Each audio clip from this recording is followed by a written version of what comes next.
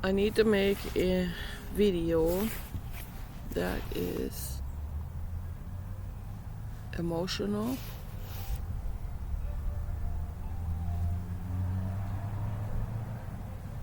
and I hear music from over there. It sounds like someone is playing the violin, and that is the most delightful sound in the world, because here where we live here, this is not an academic type of society. This is a trailer park society here where we live here.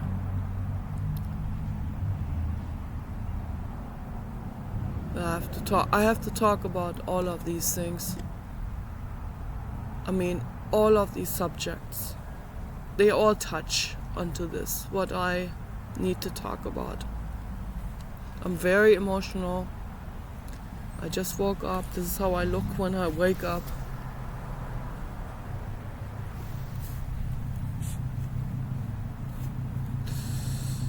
And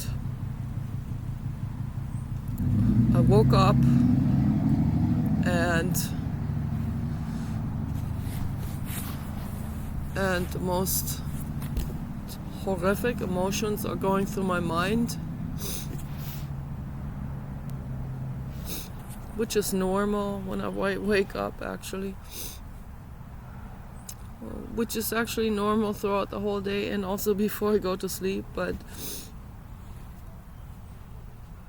when I wake up and I have low blood sugar, I didn't eat anything yet.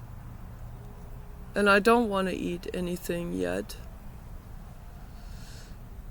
because I want to capture this moment of rawness just the way it is. Unchanged. I drank water, I put some bubblegum perfume oil on my neck. I combed my hair. I put my winter clothes on so I don't get too cold. But I didn't eat anything. And I don't want to eat anything because then different thoughts will come into my mind. And that washes over these particular feelings and memories that I have right now. I have my feet on the wet grass, my bare feet on the cement and on the wet grass. This helps me to get grounded. This is very important to do every day. So when I heard the violin, I was amazed because I would never expect violin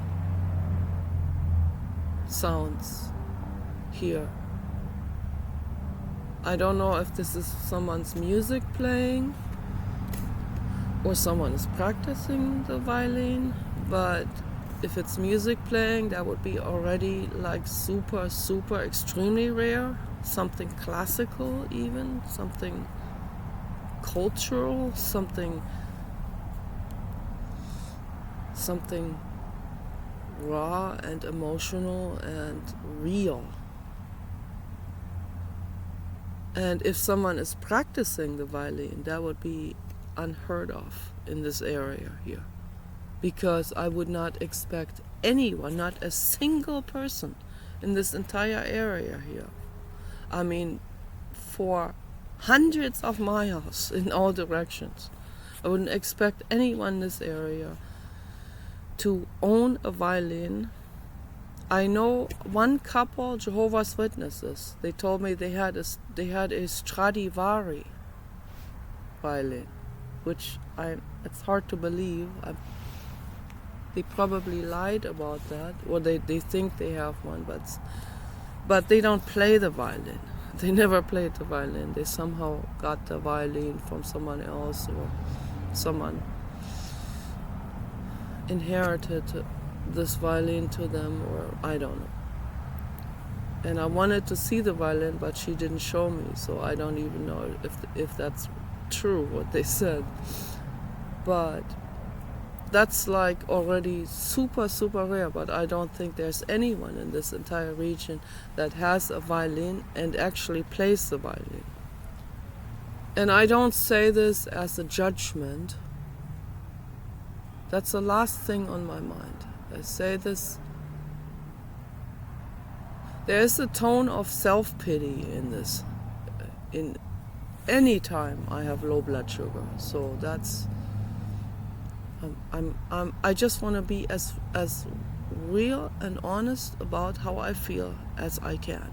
Okay, I don't want to kid myself about anything in my life anymore. I mean, I never was big on kidding myself anyway, and there were some moments where I wanted to keep some kind of illusion or momentum going because I wanted someone to like me or something, or I wanted to see if someone would like me in this or that situation without me saying anything. Because once I say something about my emotions, then they will either walk away or they will approach me with a completely new feeling, like with pity or whatever, or then they will, or friend zoned or whatever, you know. So, but that was also completely wrong. That was a long time ago. This was more than 20 years ago. So I don't do that at all anymore. When I approach someone, when I meet someone, I am who I am, okay? Dorky, nerdy, honest, raw, direct, bold, real. I'm as direct as actually a retarded person would be, you know. I am as direct as someone with Williams syndrome. And I love that, okay? But I don't have retardedness. I don't have Williams syndrome. I have an average IQ of 104 on the first test. I'm sure that can go up.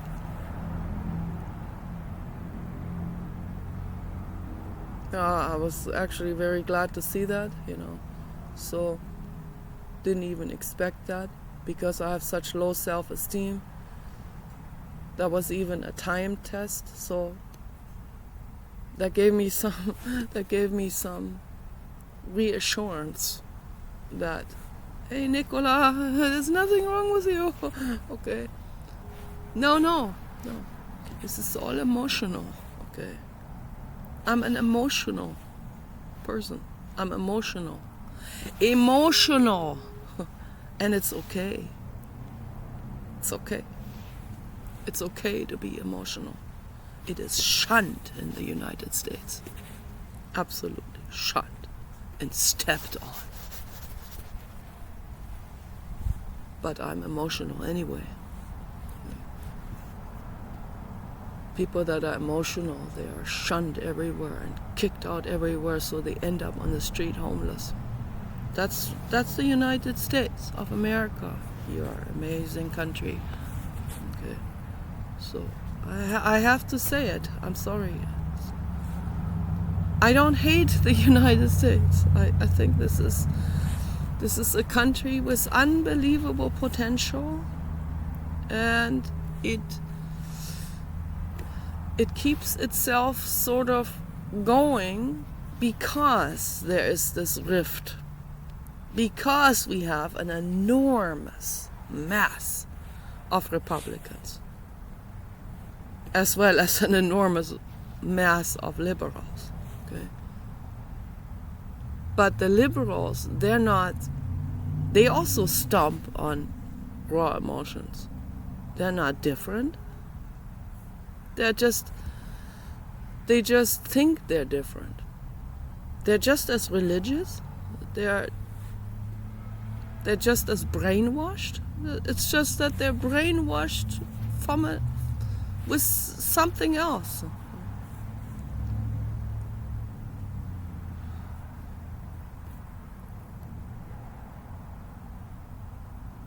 I used to be a liberal.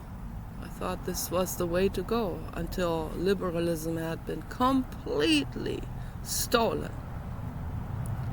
and pocketed by the corporate mafia. So I'm still not a conservative. I just realized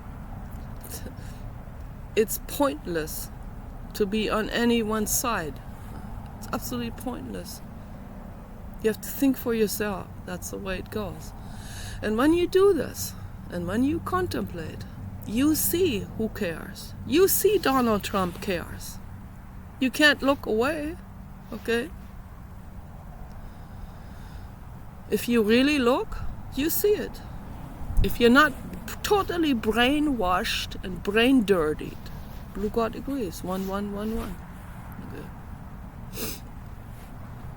If you're not completely in your social acceptance brain dullness, okay, and you look, then you see who cares and who is kind and good, okay?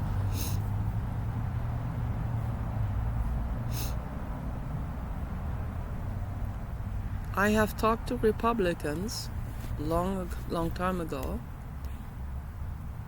and the typical average rural fundamentalist Christian Republicans. Okay. I don't want to be too harsh in my judgment about this, but I have to say this. That was before Donald, that was even quite a while before, like a year or so. I think it was it was in 2015, somewhere around there, okay? At the other house, there were contractors that came over. This one guy, he died from the coronavirus. It's sad, but I mean, that guy was a terrible person, that contractor. And he brought a friend's son with him, very young, just out of college, or 20 or 19 or something. And the guy liked Kenny, our albino Great Dane. So I don't want to be too judgmental here, okay? So when we look and really see someone, then we can see past their brainwash and their whatever, the way they're dressed or the way they act or whatever, the way they believe. Okay? We can see past that. We can see glimpses of the real person emerging. Okay, and I saw that with him sitting on our couch with Kenny, our albino Great Dane. Kenny gives people that chance to be themselves. And he was all over Kenny and cuddling and everything. And I was sitting next to him on my office chair. We still had the table there in that corner. And the discussion somehow got onto, oh yeah, okay, this is how it started. The contractor, the older guy, he said he sent his son to Afghanistan or Iraq. I don't know where they were at that time. And I said, how horrific. And he was all proud and everything. I said, that's real sad. That's awful. I didn't paint negativity on the wall, but I didn't say he's probably gonna get killed for the oil industry. I didn't say that. I wasn't that insensitive. But I said, clear and raw, the truth. That's horrific, okay? I mean, it's just as horrific as sending your child to to be executed somewhere. Just as horrific. It's a form of execution. It is a psychological, mental, and even physical execution to send your child to the military. That's the truth. A child of 18, you call them an adult legally, right? They are not adults. They are still children. They are still very confused. Okay? They see their parents bragging up the military their whole lives, so they think that's good. They see their parents going to Bible studies, they think that's good. They think that's moral. Right? What else are they supposed to think? Right? They grow up with that. They don't even have any alternative to check in with, which is changing now because of the internet. Thank goodness. Okay, thank goodness. So YouTube brought a lot of changes with this. When YouTube first started, it brought a lot of changes to the world. People were starting to wake up. Jehovah's Witnesses, Christian, they were watching atheist people's videos, and they were like, oh, I never thought about this. They actually have a point there. Okay, so I'm not saying atheism is the last spoon of wisdom or something. It's not. Okay, but it was a step forward. It absolutely was. Okay, it was a step forward for people to be shaken up out of their brainwashed complacency. And they were shaken up out of it, and it saved their lives. It changed their lives for the better. And then YouTube, the corporate agenda again, that at some point that's when that happened. Google bought YouTube. So that was it was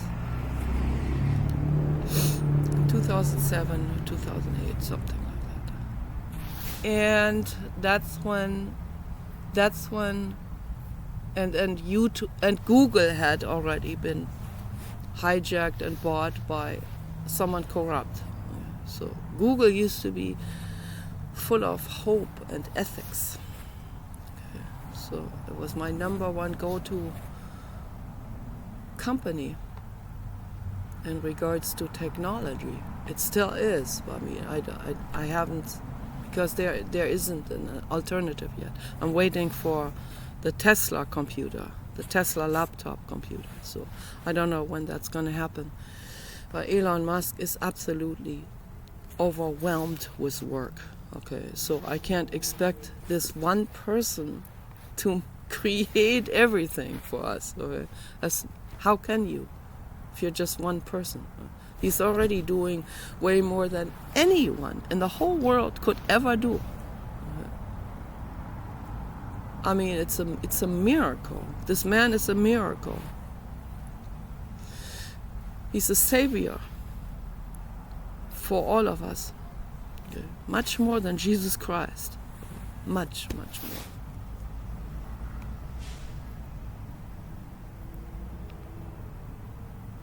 How did Jesus Christ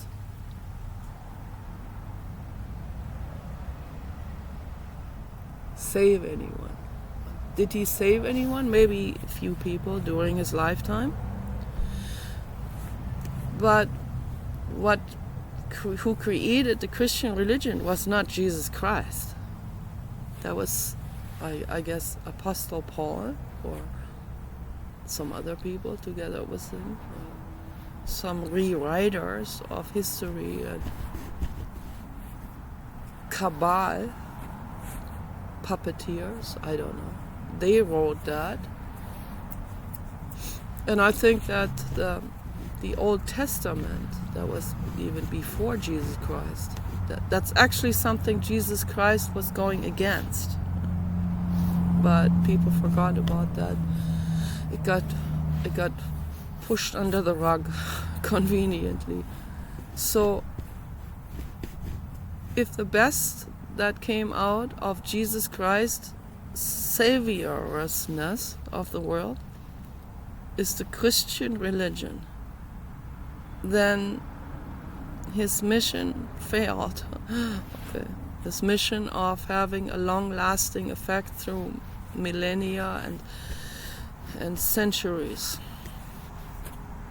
fizzled out into the trash can right there because of what people made out of this person, this personality, of how people rewrote this personality, and the kind of convenient clauses they added and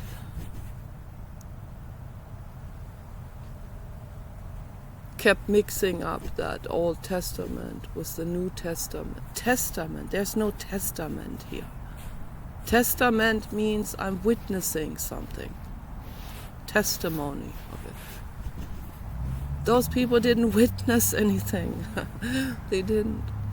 Those people that went and wrote things down, okay, they were not the ones that witnessed anything. They were just ones that put some whisper post telltale stuff into writing. That's all they did. Okay. So the truth of all of this is so extremely out there wild. I'm not kidding you. Okay, I've seen it now. The truth of history here on Earth is so wild that it would blow you off your feet. Okay? Something the Kabbalah never intended for you to know. Okay? But it's there, obviously. So apparently, the human species, that's not the only humanoid species here on Earth. Okay? So the other ones keep discreetly hidden backstage, right? Because they either don't want to be murdered, if it's ETs, okay, that have lived here already for several hundreds of years or longer, and hide it, right? Because they're outnumbered. And maybe they're allowed to live there under one particular threat. Don't show yourself to humans. Okay. The Kabbalah said to them, then we won't leave, we won't bother you. Or they had some agreement because the ET said they themselves have some dangerous weapons that the Kabbalah people don't want to be radiated by those weapons. So they had some kind of agreement there. So if you leave us alone, we leave you alone. This is happening, apparently. So there are different species of humanoids that live underground. Humanoid means human-like shape. Okay, it's a similar shape. That's all it means. It doesn't mean robot. It could be biological. So biological, humanoid, completely different species that live hidden. Apparently there are a few of them, and they're peaceful. And then there are the Kabbalah. The Kabbalah, the raw 100% Kabbalah. The reptiles. Okay. And I don't know, I don't know, it's confusing information, but I don't know exactly how they evolved, but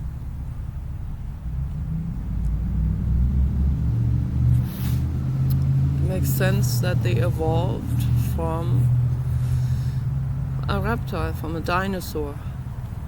That's what I heard. So, and there are even some scientists who have entertained this idea. And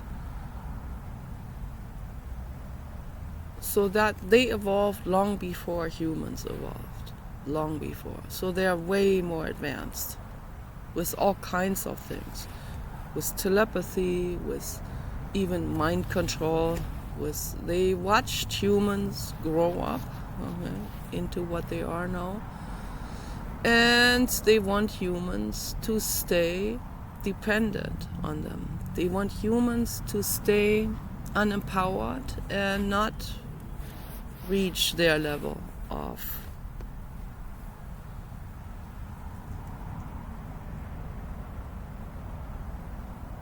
leverage. I'm not going to say power, because what is power?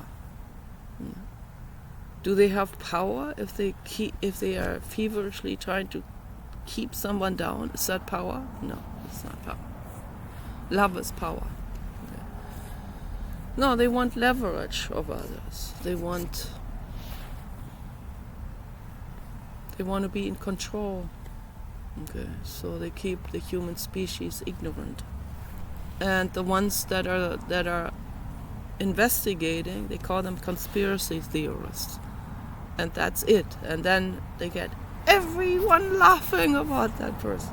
Okay, now this brings me now to what I wanted to talk in the first place. But there's all these things that are all these like all full circle, all these minutest subjects and big subjects, and it's all tied in. It's all tied in with this human experience and the emotions and all of that. So, yeah, this is what I want to talk about. Okay, the cabal create shaming tactics. They call someone a conspiracy theorist, and that has worked for a very long time. It is starting to not work anymore now. It's starting to become a little loose, like a loose tooth, right? So the tooth is already wobbling. They didn't see that coming, but it is obviously coming, as every dynasty falls at some point, right? And every lie finally gets exposed. Okay, so it's just a matter of time. It can last maybe for some millions of years, but then comes the time eventually when there are enough of the others, the humans, that have a certain level of IQ and a certain level of not caring anymore about what someone else thinks of them, and a certain level of curiosity and a certain level of investigative force. Okay, so, and then with that, the door is being pried open, the door to that conspiracy that's actually factual. Okay, so we conspiracy factualists, we are prying this door open and we look in, and it's pretty ugly what's going on in there, right? It's pretty nasty. So yeah, everything is tied in with that. Human trafficking, blood harvesting from people, organ hunting. The whole thing is in there. Adrenochrome production. It created some weird drug, blood from people that were terrified. Creates adrenochrome. When you have terror, your body develops adrenochrome, which is adrenaline exposed to oxygen. That's what I read. So, and this combination creates some real weird, awful, terrible drug. And I guess some of these reptiles are addicted to it. So, I mean, if someone had told me this 20 years ago, I would have completely dismissed this. I would have said, no, this is Christian conspiracy. That's how I would have labeled it, because the Christians have this thing with the demons and all of that, and I dismissed the whole thing always. But now I see, okay, so I'm asking questions now. I said, what are demons actually? Those are souls that are not restful, okay? Those are souls that are in agony. Beginner souls that are in agony. That's what demons are. Okay. And these souls go into a biological existence from conception that matches their soul level. Okay, that's what they do. And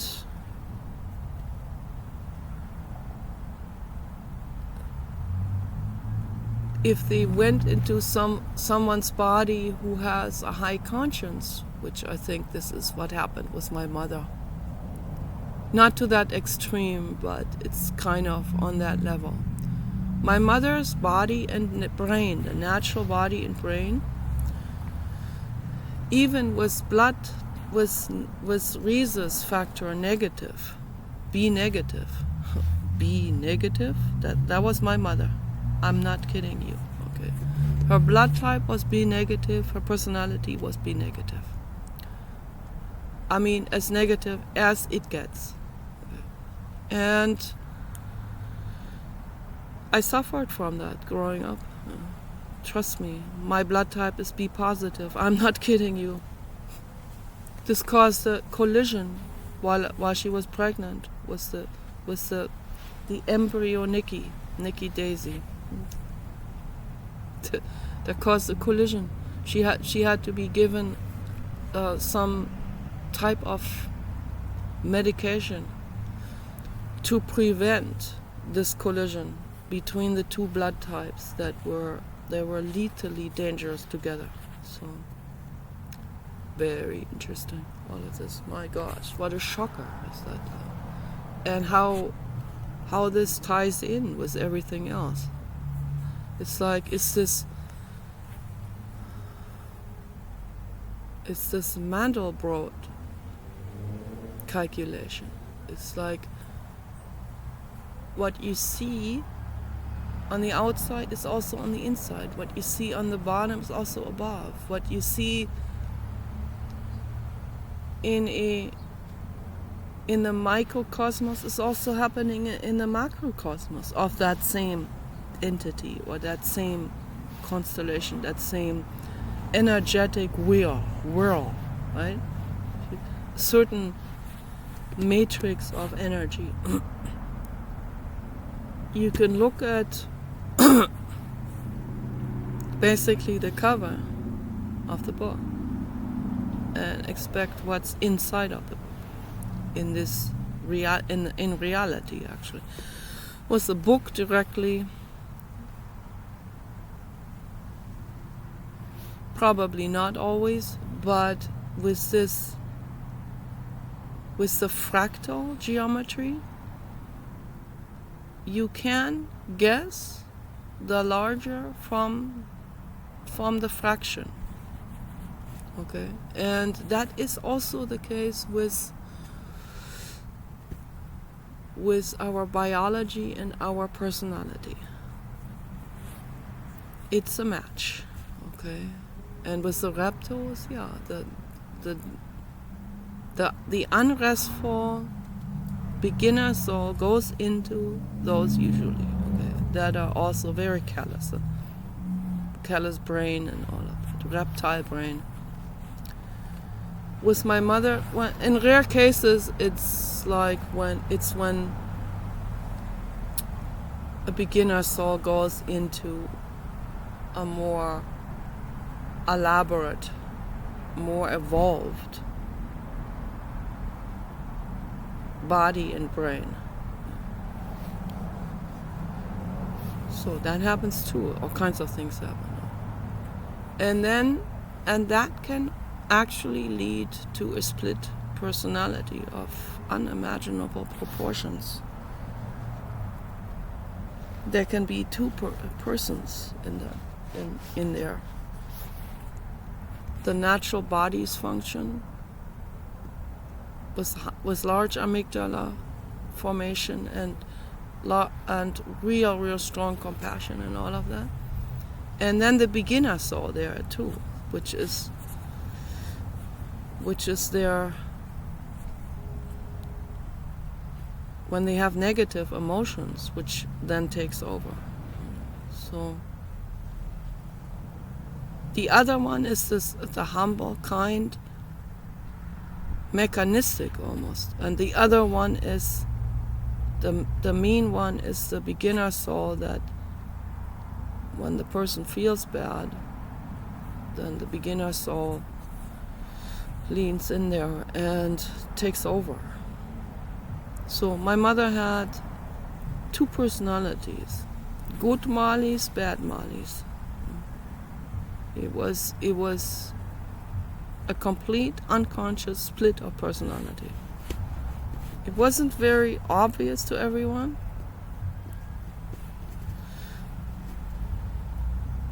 but it was obvious to me. Okay, when she was in the bad one, she would throw snarly remarks. Not like someone who suddenly takes on another demonic entity, personality, and starts to talk whatever, gibberish. No, she was always very concerned about what other people think, and she was always very calculated on what she would say. But the snarly comments would come out, or sometimes also in very inappropriate situations where my parents were among a lot of diplomats and politicians and high-end gatherings. And then my mother would sit there, and in a very inappropriate moment, she would say something very snarly to someone. But people would chuckle that off, and it's not like that they would kick her out or anything.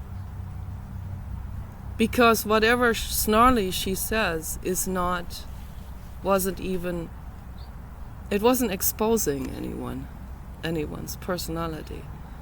That's the difference between her and me. Her snarliness had to do with jealousy and very, very, very deeply rooted unconscious jealousy. And my snarliness has to do, I wouldn't call it snarliness, my boldness in a situation like this. If I see injustice, I will expose the injustice, and that would be, if you expose injustice or lies, you get kicked out very fast. That's no reason to not do it. The world needs that desperately, okay? Desperately. But me as a teenager doing that, of course, how does that feel to me? It feels like, oh, I'm not welcomed, I'm not wanted, they don't like me, I better go.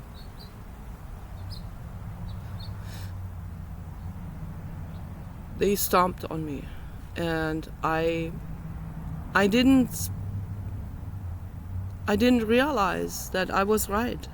No one told me, of course. No, they told me I'm wrong, of course, because their egos don't want to be exposed.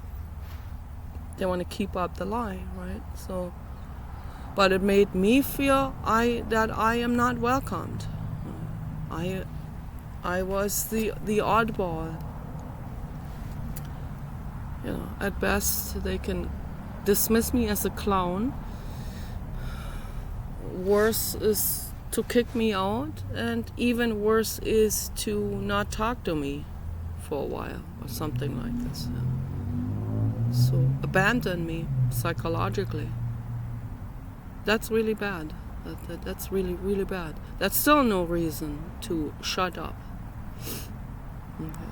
If people treat you like this, you need to leave. It doesn't matter if it's your parents. If they're full of shit, you need to leave. And that's what I did. Later on, looking down on the whole situation, I can say, yeah, I feel sorry for them. Okay, they're confused. They have some good in them too. So, looking back, I'm sorry that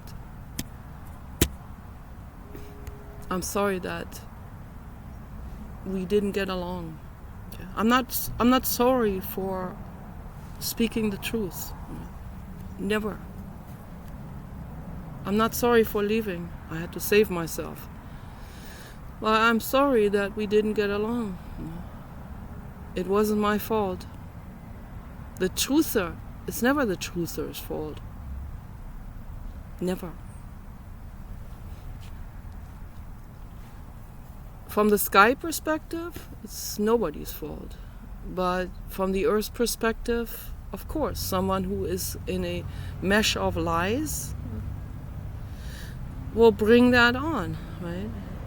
You're gonna lose the only truther you have in your life when you are a filthy liar.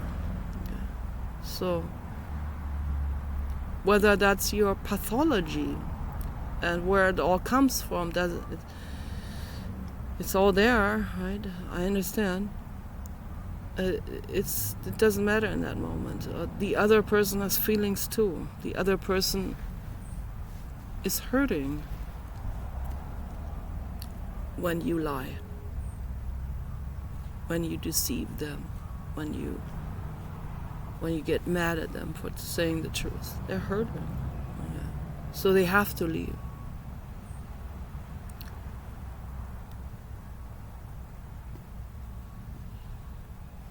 So I woke up with a memory of a Christmas that was not the best of all.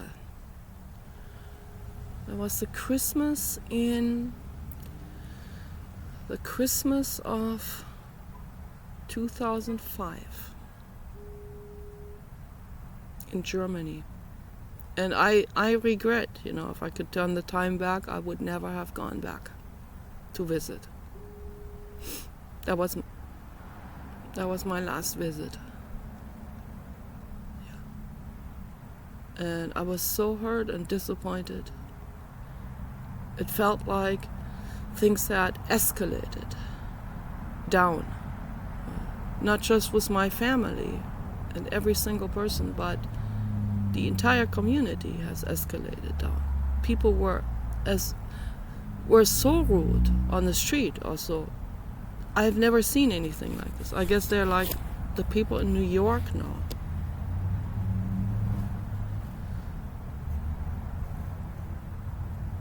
I mean, it was like I didn't see a blonde person anymore. They all had black or dark hair. And they were all kind of dark complected. Everyone. I didn't see an original German anymore.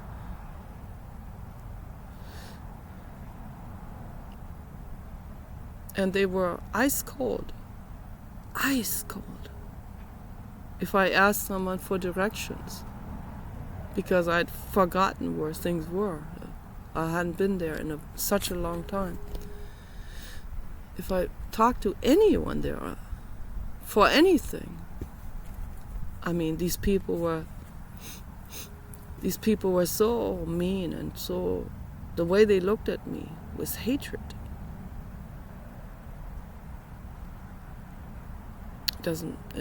I don't understand how. 4444. Blue God says it's true. And it's important to talk about this.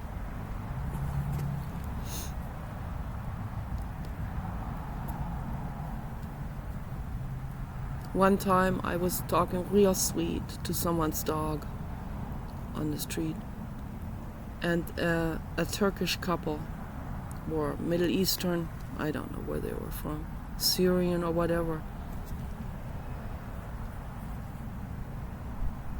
They spoke not normally German. They didn't even have an accent, so they must have already grown up in Germany. But the girl didn't say anything. The girl acted kind of like she felt bad about how her boyfriend acted. But I was talking real sweet to their dog, and the boyfriend mocked me in the way I talked to the dog. With unbelievable ice in his voice, and I was real nice and sweet. It took me by such surprise. I was so shocked about this coldness that I was so shocked. When I'm shocked like this about this kind of coldness, then I will start talking about and I start blabbing and saying even things that are even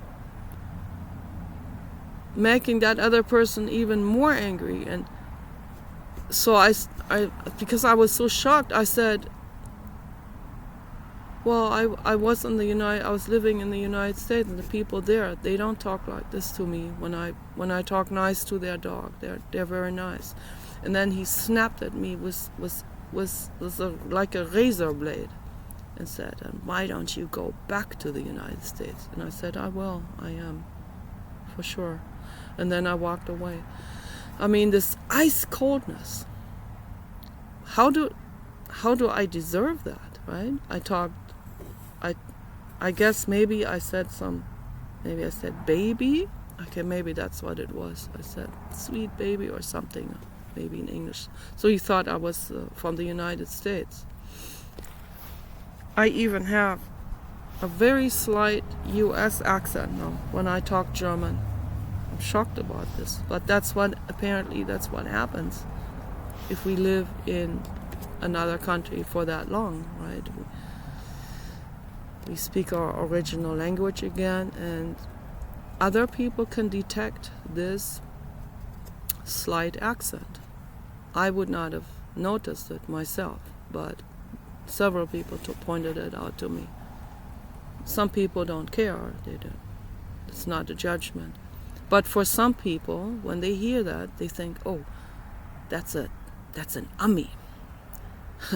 Das ist ein Ami. That's how they call the people from the United States. They hate Amis. Ami.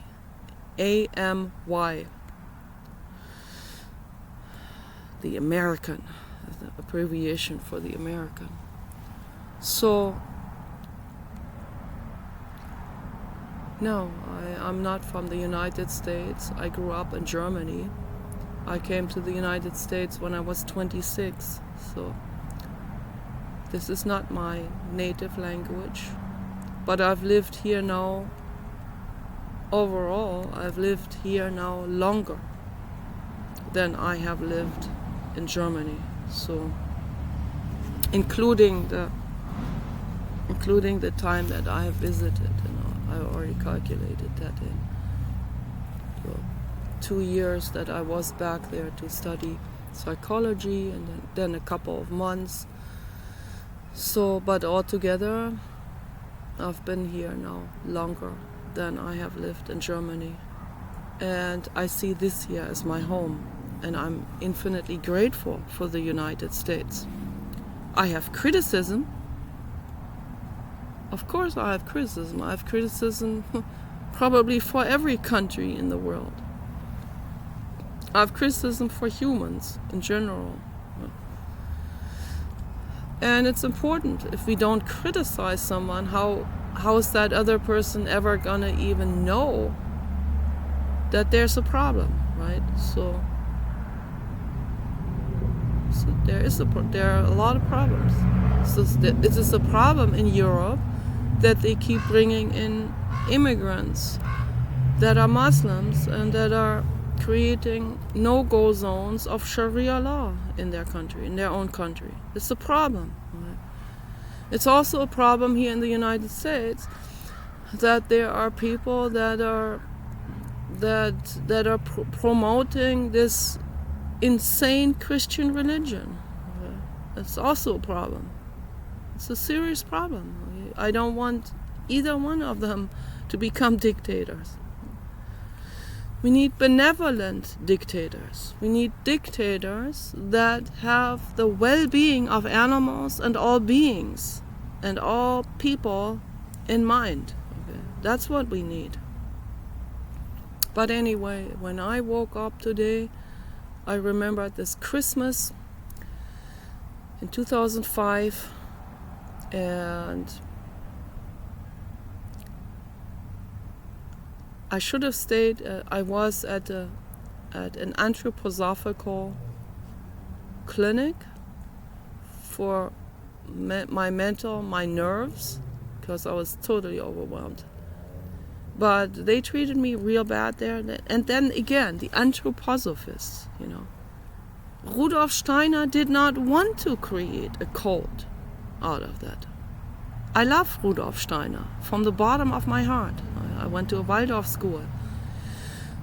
I love the intention of this, okay? What do people do out of it? How did the Waldorf school people, what do they make out of it? It becomes a cult. It's a cult. And then I went to that. I should not have gone. My dad warned me about this. He said, you know how they are. They're set in their ways, and if you are different. And then I went there anyway because I thought, they have the biodynamic farm there, and it's gonna be good food, and maybe I can talk to some people and have a good conversation. And I did. There were some nice people. But the majority of these people treated me like ice, and was painful. The doctors treated me like ice. Okay. Because they see I'm different. I didn't even have to say anything about my belief systems. But they can see I'm not one of their anthroposophists. And they can't handle it, okay? Their life is revolved around this. This is their truth, okay? It's the same as Mormons, Amish people, whatever cult people belong to. This is a problem. I have a problem with that. This doesn't lead to anything good. It doesn't lead to love. It does not lead to love thy neighbor. It only leads to division. It leads to war. It leads to different wars, internal wars, civil wars, outer wars, world wars. Yeah, that's what it leads to. That's what religion leads to. It doesn't bring peace.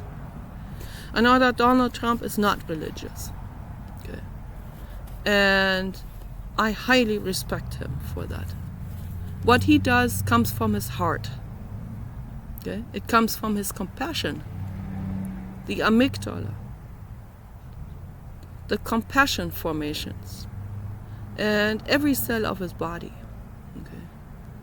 True compassion. True love. Okay?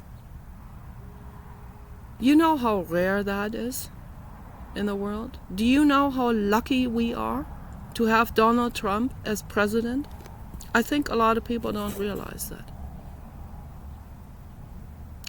It's important for me to say it. And Elon Musk, the same way. He works overtime to accommodate everyone, to give everyone help and relief from suffering and create a world of prosperity. That's what he's working on.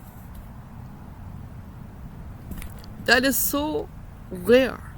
These two people, Elon and Donald, They are so rare. There are only these two people on the whole planet. They are so rare that there's no one else that can even match them. Okay. They are so uniquely rare that it's only them. Okay.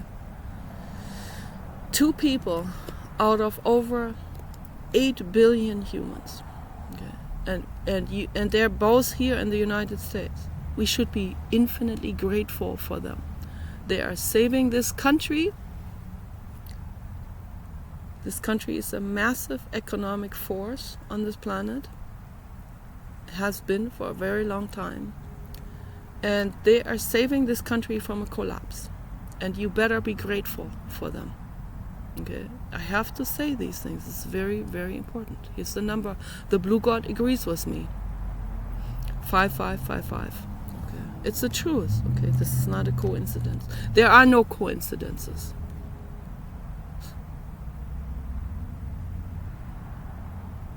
I wasn't sure in the past. In the past, I thought, oh, it's coincidences. Yeah, it's just randomness or something. No. Mm-mm. No. Randomness doesn't exist. It seems random things, right? Like you throw dice onto a table and you think they are falling in a random manner. They don't. I learned that in psychology, weirdly enough. Not through a teacher, but through a book in the library at the university, in between classes. I read a book on, that even was a statistics book. That's even more weird, because statistics was like, it was just too much at once. I was just too intimidated by all of these numbers and all of these formulae at that time, because I was 25 and totally overwhelmed. So, but I read this one book and I got into it, and there it was. It said, throwing these cubes, dice, okay, onto a table in a table game. There's cause and effect that propels these 3D formations onto the table. Okay. And I knew right away, this is the truth. And then I realized the implications of this, that nothing is just mere chance, coincidence, or randomness. Okay, so it's all the result of cause and effect. And that's the truth. But anyway, the way I felt when I woke up today, I felt like this is so raw. This is so that there's something so enormous about that feeling that I needed to make this video before I even ate breakfast. I needed to make this video because I wanted to capture all of these thousands of thoughts that came out of this. The way they made me feel on that Christmas in 2005. And then when they make me feel like this unwanted, I'm so vulnerable. I'm in this shock state, and then in a shock state like this, I will guaranteed say the wrong things. Guaranteed. I don't know how to word myself. I feel there's no space for my brain to even formulate a sentence, or I just say whatever insane thought comes into my mind, and And I will say something not just wrong or tactless, but it's also wrong in a moral way even. That's the weird thing. It's like when I feel so rejected and so psychologically abandoned as I felt from every one of them on that table on Christmas in 2005 at my parents' house in Germany. When I feel like that, I will say wrong things. I'll say stupid things also, and things that are just not true. I just confused. I'm in a state of confusion. I will say very confused stuff, and then I just said, "Oh no, my feet are ice cold. I have to go get the moon boots." And I got up and I put the moon boots on. So they all had moon boots. A friend of mine came over and said, "Frau Grobe," to my mother, "Do you also wear moon boots?" "You are all wearing moon boots." My dad too. I guess my brother didn't wear moon boots. So, but I guess they all have a little bit of a circulation problem. When we have fear and when we feel bad, the blood recedes out of our extremities, hands and feet, right? Particularly feet. So my feet are on the grass now, and they're getting cold. But I just wanted to say one more minute, I guess. The way that felt when I woke up thinking about that Christmas, and it comes up once in a while, but not like this, not this intensely as when I woke up. But the way I felt, it's like I felt psychologically abandoned. I felt stepped on,